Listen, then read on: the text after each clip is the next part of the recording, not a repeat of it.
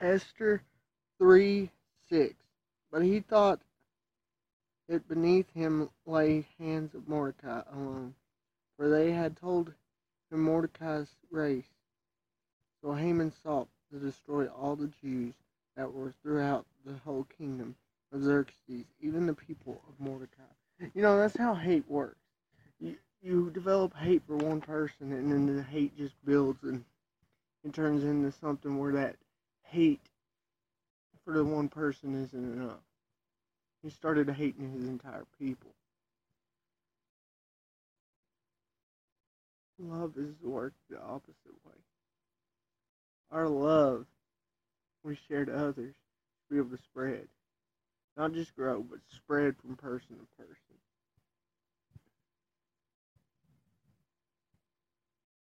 Okay. Daniel 5, 10, 5, 12 through 14.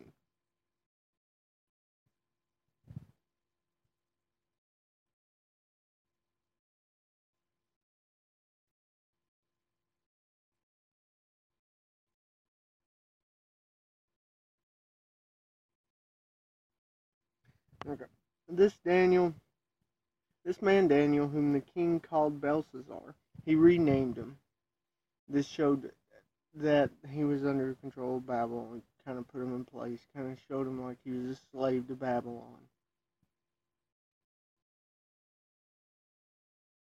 Knew how to interpret dreams.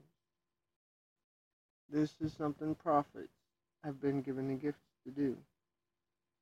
Their wisdom comes from God, not from learning it. They're just given it to explain riddles and solve difficult problems. Wisdom. Clear defining wisdom. God-given wisdom is what Daniel had. Not just wisdom from learning, as the king's wise men had. Call for Daniel, and he will tell you what the writing means. I highly doubt he said call for Daniel.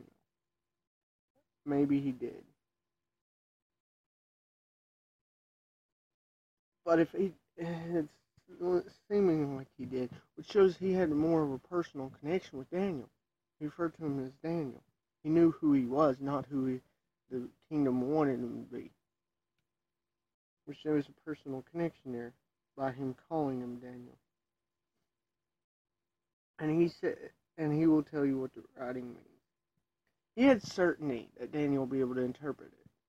He had certainty. Okay, verse 13. Daniel brought in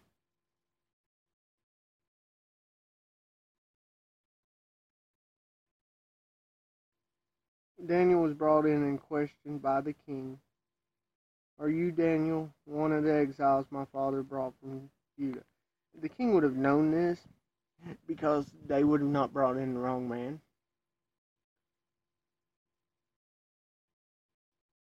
They would have been wise enough not to, but he's opening up conversation. He's making sure this is him because he ain't gonna waste time talking to somebody who can't do this for him.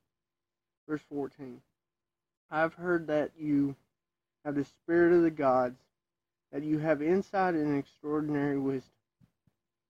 He accepts the fact that he's wise, but he belittles it to the spirits of the gods, insights of the gods.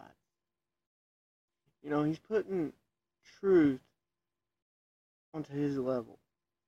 And oftentimes the world will do that. They'll be like, okay, I believe in God, but they reject Christ and reject the scriptures. No, they don't believe in God. They believe in a God.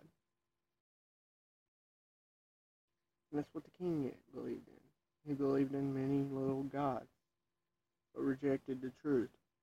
Daniel got his insights because he followed God, the one, and he gave him the insights.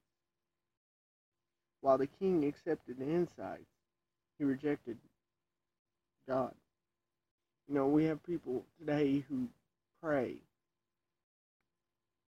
and when things go, they are thankful, but they never truly commit to God.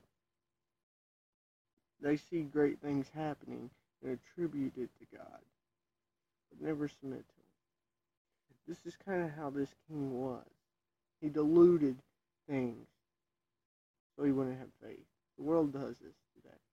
The world makes up excuses why it isn't rejecting the truth. It's their blindness. It's them walking in darkness.